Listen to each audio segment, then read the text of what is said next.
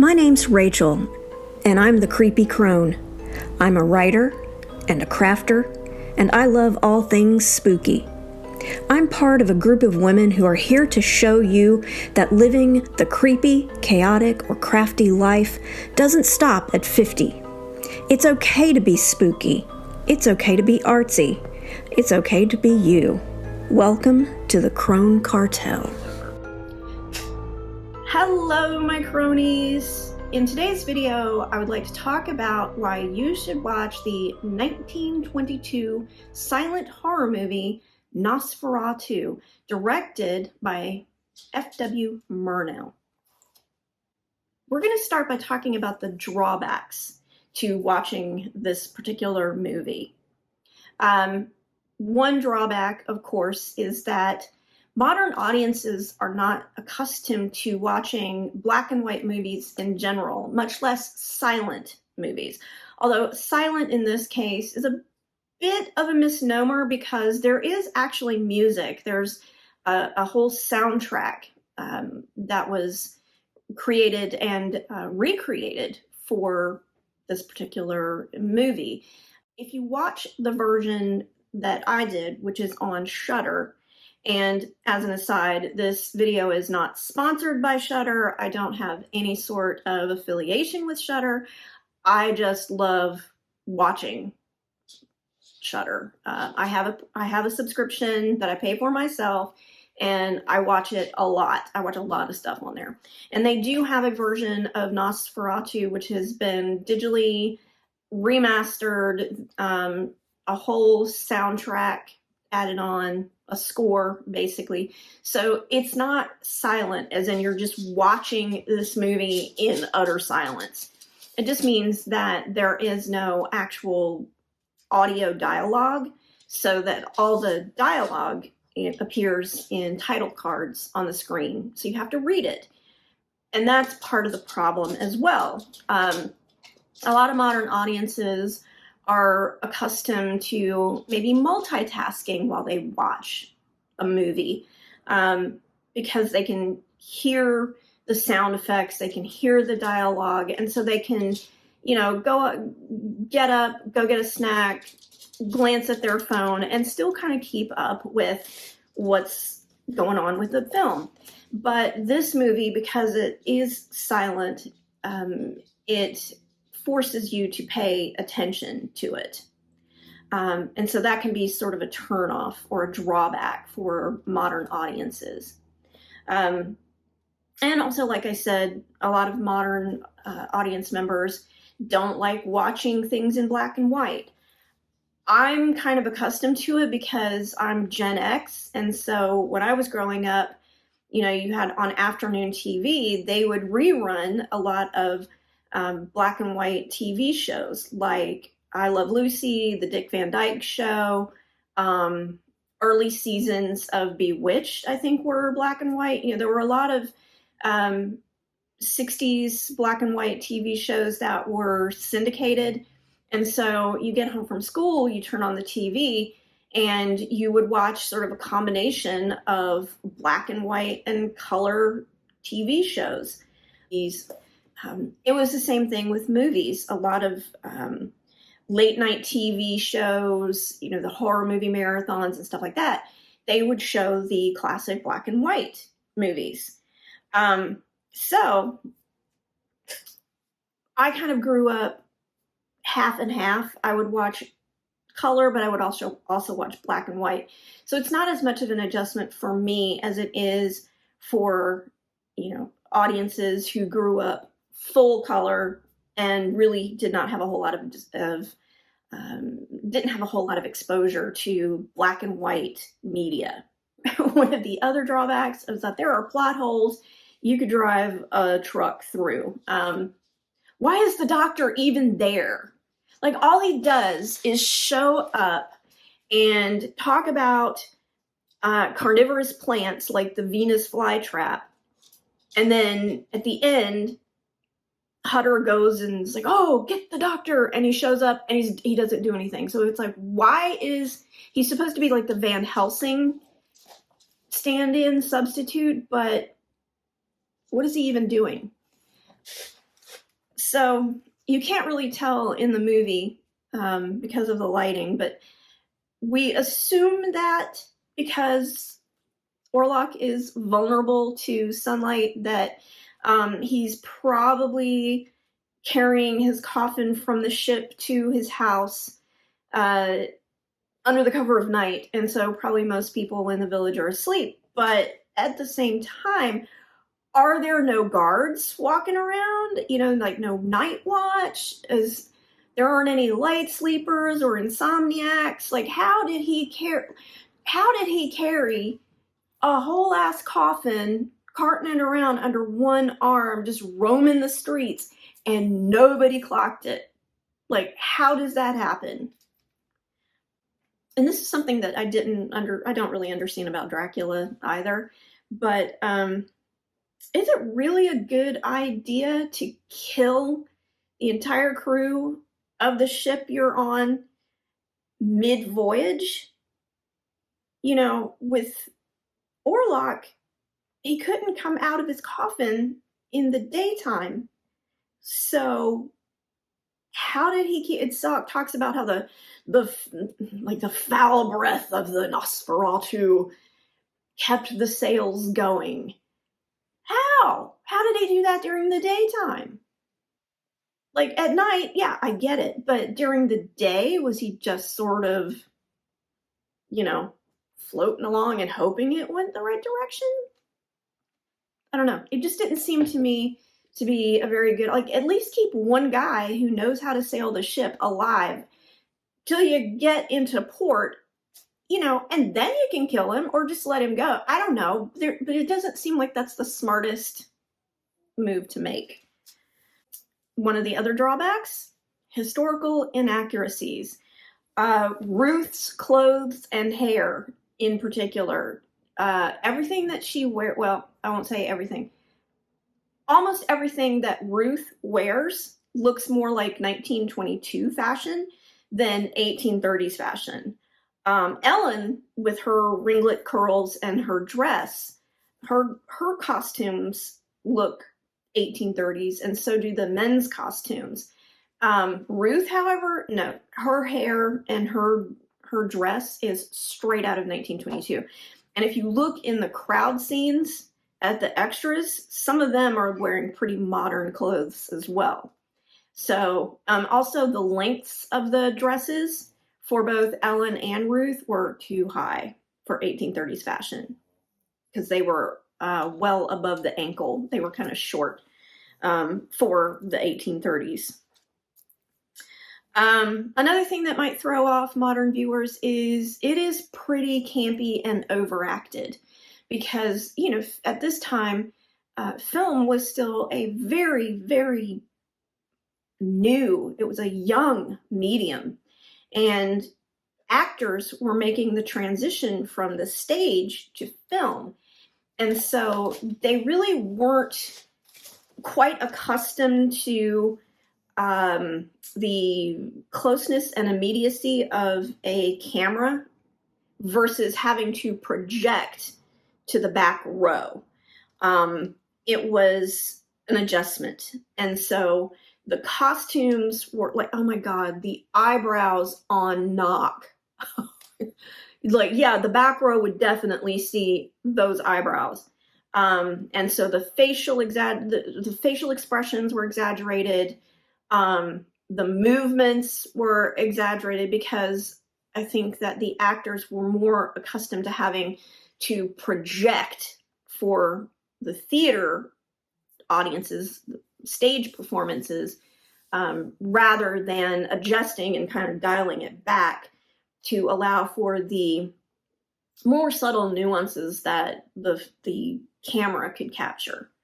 So yeah, it's going to be very campy and kind of like, oh my God, you know, we're going to need to dial it back a little bit. The werewolf is actually a striped hyena.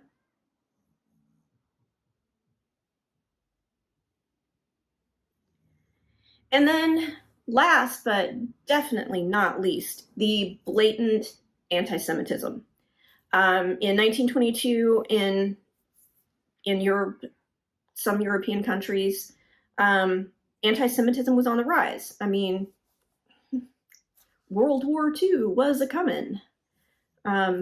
We were getting close to the rise of Hitler and the Nazi Party in Germany.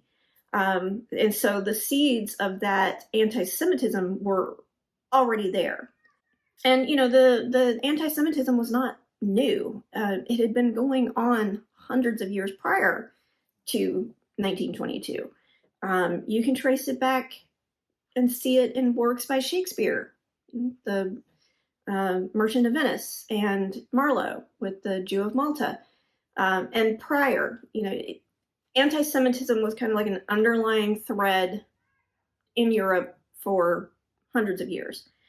But in this movie, it is particularly obvious with Orlok's appearance. The bald head, the huge hooked nose, the rat-like features with the teeth and the claw, and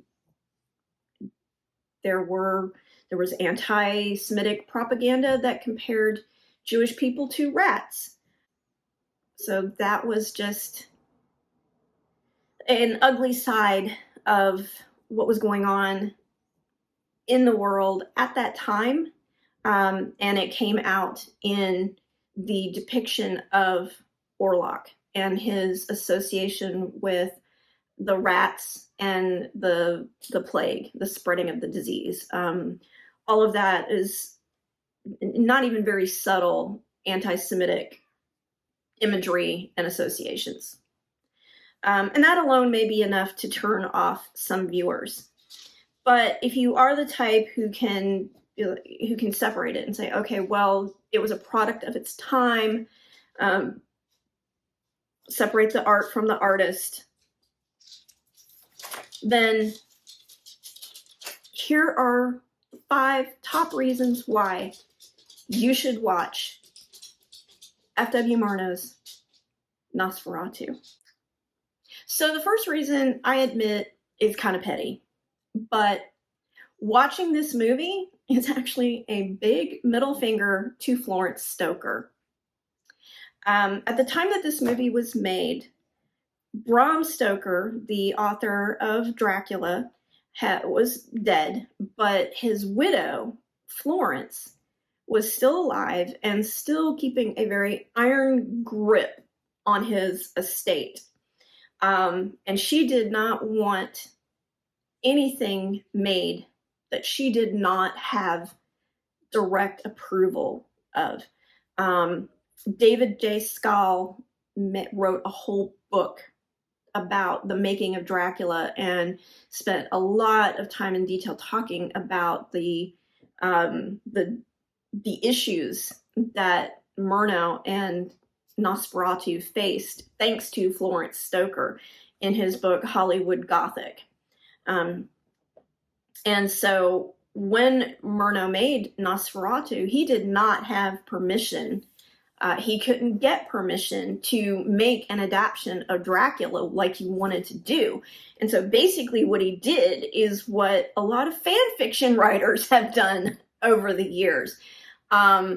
He filed off the names and did his own version. Okay, so Hutter is Harker, Ellen is Mina, Ruth is Lucy, the doctor is Von Helsing. You can see the parallels. It's not an exact version. It is not exactly like the book. Murnau did change some things significantly, including the ending. He gave Orlok a vulnerability to sunlight that Stoker's Dracula does not have. And he actually established that trope in vampire media. So we can thank Murnau for all of the stories and movies and TV shows in which vampires go up in flames beneath the light of the sun. That was actually not Bram Stoker that was F.W. Murnau. And once the movie was finished and released, Florence Stoker tried to sue to have the movie pulled from release and all copies destroyed. Like, she hounded Murnau with lawsuits, multiple lawsuits, trying to get this film out of circulation and basically out of existence. Like, she wanted it gone off the planet. Fortunately, she did not succeed. There were surviving copies that we can now access and watch today. And it has been fully restored and remastered so that, you know, modern audiences can watch this movie. So every time you watch Nosferatu, a symphony of horror, you are sticking it to Florence Stoker, even beyond the grave. Reason number 2 why you should watch Nosferatu. It's genuinely creepy AF. Is it scary by modern horror standards? No.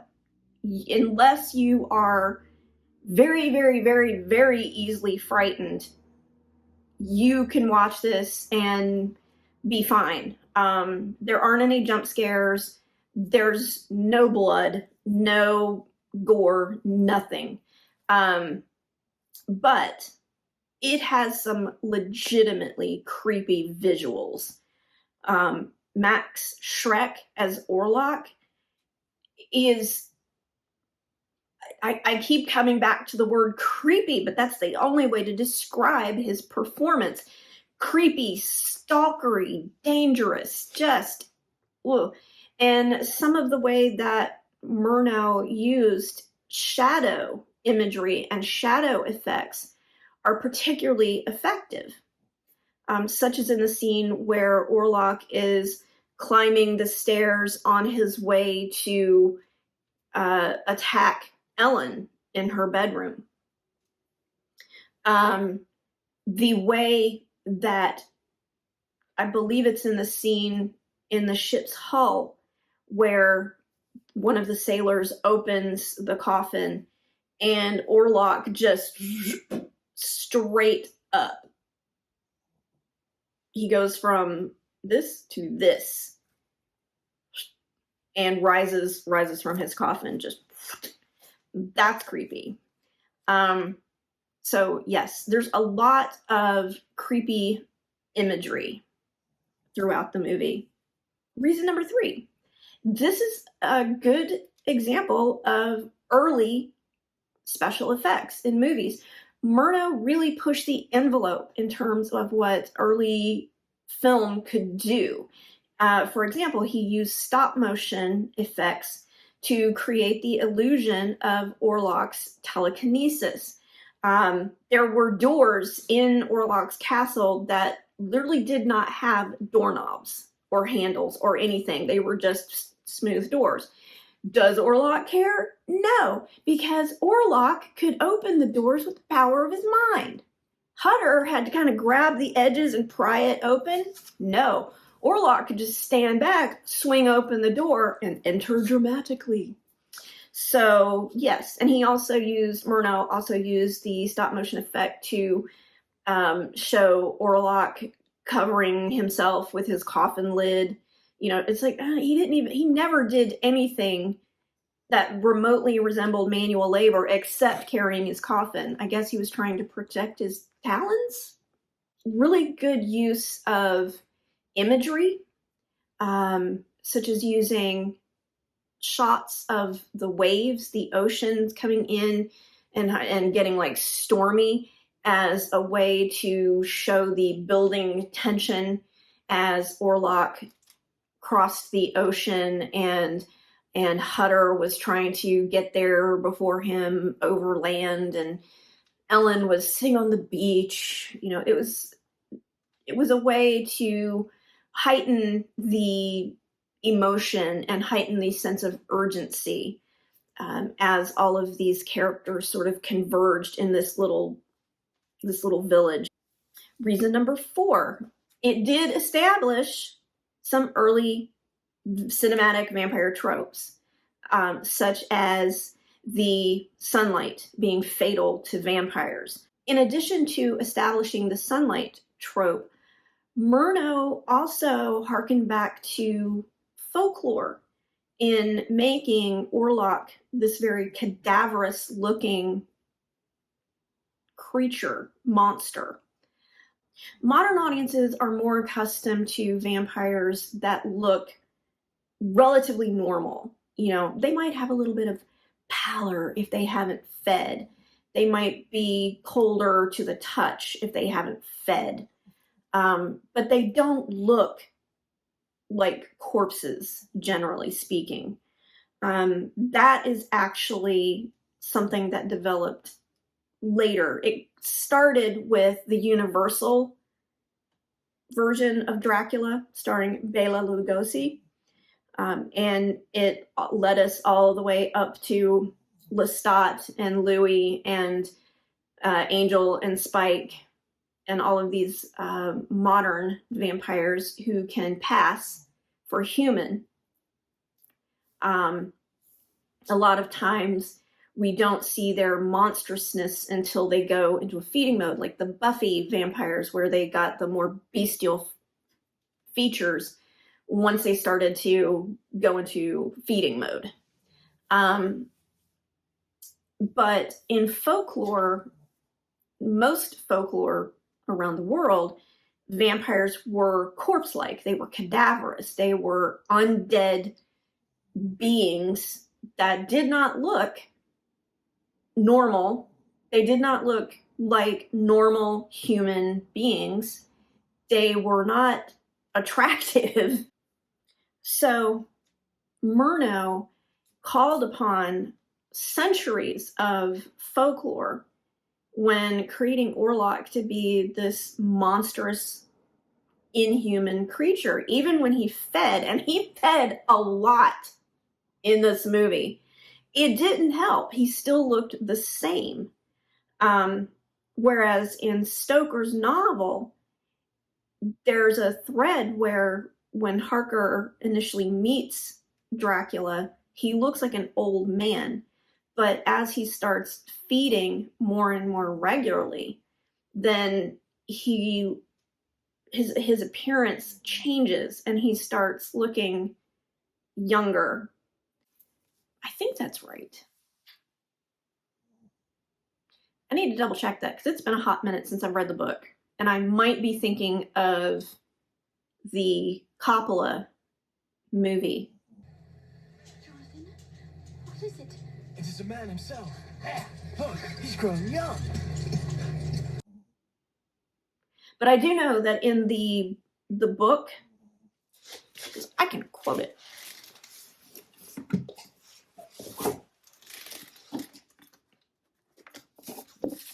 My trusty copy of Dracula.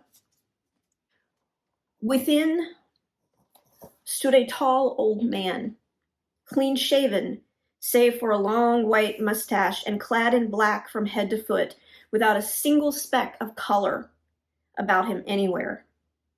His face was a very strong, aquiline, with high bridge of the thin nose and arched nostrils, with lofty domed forehead and hair growing scantily round the temples, but profusely elsewhere. His eyebrows were very massive, almost meeting over the nose, and with bushy hair that seemed to curl in its own profusion. The mouth, so far as I could see it under the heavy mustache, was fixed and rather cruel-looking, with sharp white teeth, these protruding over the lips, whose remarkable ruddiness showed astonishing vitality in a man of his years. For the rest, his ears were pale and at the tops extremely pointed. The chin was broad and strong, the cheeks firm though thin. The general effect was one of extraordinary pallor. Strange to say, there were hairs in the center of the palm. The nails were long and fine and cut to a sharp point. As the Count leaned over me and his hands touched me, I could not repress a shudder. It may have been that his breath was rank, but a horrible feeling of nausea came over me, which, do what I would, I could not conceal. And that is from Stoker's novel. So Dracula was not a hottie. Dracula was an old man with hair on his palms, sharp teeth, sharp nails, and just he exuded this aura that created revulsion in anyone who got near him. I believe that once he did start to feed, his appearance changed, whereas Orlok's does not. Murnau created a character who was closer to the original type of vampire folklore from, across the centuries.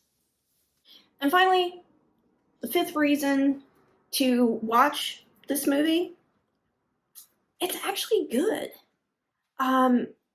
Murnau was trying to create a piece of art.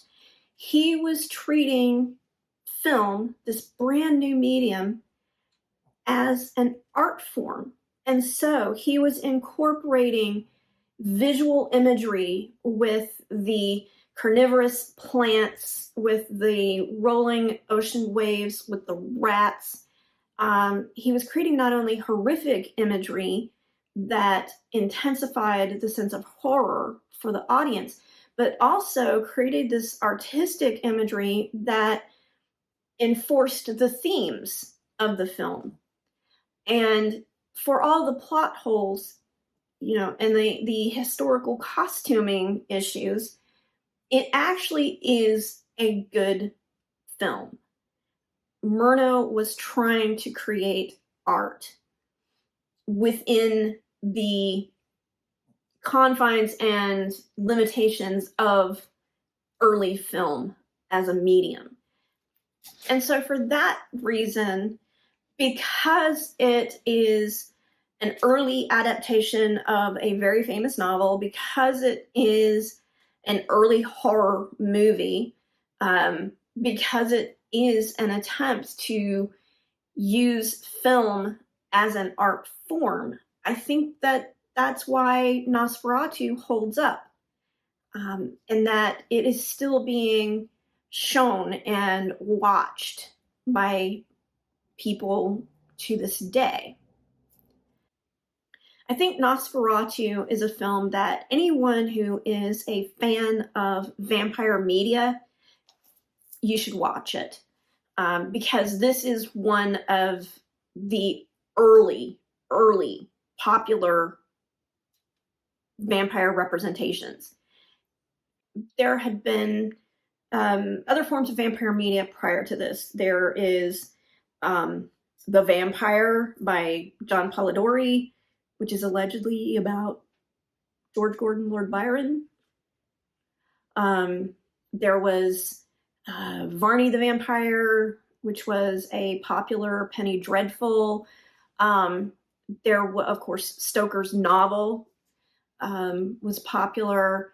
There was a stage play adaptation that was approved by Florence Stoker. And I want to say there might have been some other, like one or two other early silent films that did adapt, like Vampire as the monster. I'm not 100% sure about that. But I don't think Nosferatu was the actual first vampire film ever. I think there might have been one or two other silent films. I don't remember the names, and I don't know if they still exist, though. So this might be the only existing vampire movie from the silent era. And then, of course, Todd Browning's Dracula didn't come for about another decade. So this really is one of the earliest visual representations of the vampire.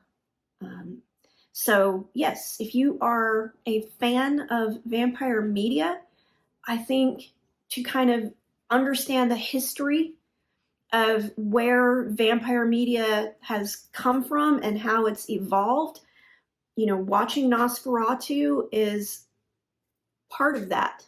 It's a necessary part of that. So if you haven't seen Nosferatu, I believe there are versions of the film available on YouTube. If you have a Shudder subscription, you can watch it there. There are DVDs, cheap DVDs.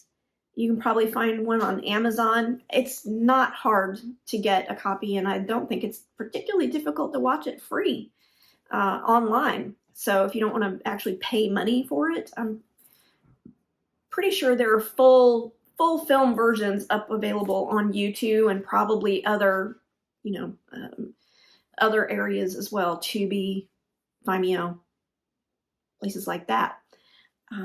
So you can watch the full thing for free online.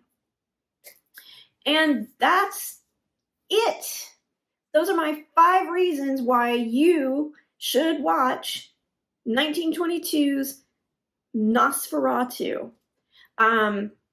If you watch it and you like it, or at least find it mildly enjoyable, you might be interested in the 1979 remake, also titled Nosferatu, or Shadow of the Vampire, which is kind of a horror movie take on F.W. Murnau filming Nosferatu. John Malkovich plays Murnau.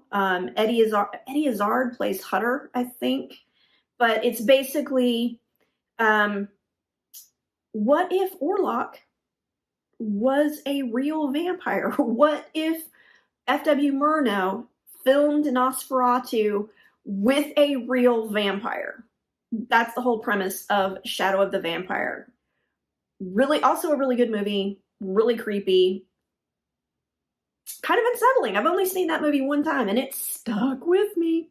So there are other versions that you can explore after you watch the 1922 version.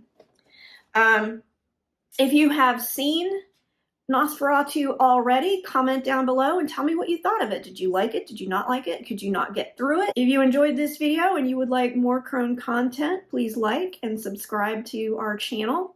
And until next time, stay creepy, my friends.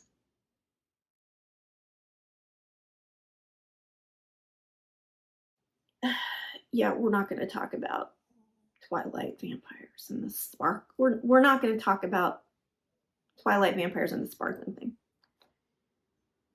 I am saying it. I feel like I'm getting the initials wrong.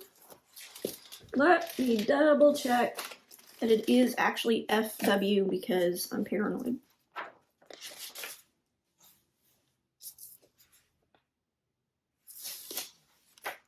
Yes, it is FW. Cool. I was correct. Okay.